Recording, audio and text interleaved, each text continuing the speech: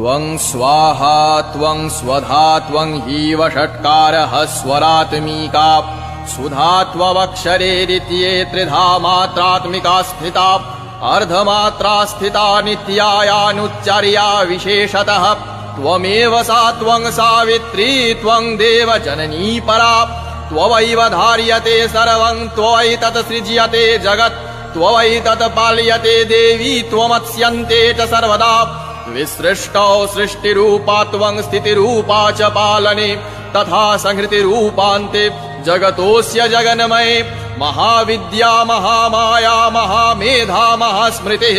महामोहा च भवती महादेवी महासुरी प्रकृतिस्त्वं हि सर्वस्य गुणत्रय विभाविनी कालरात्रिर्महारात्रिर्मोहरात्रिश्च दारुणा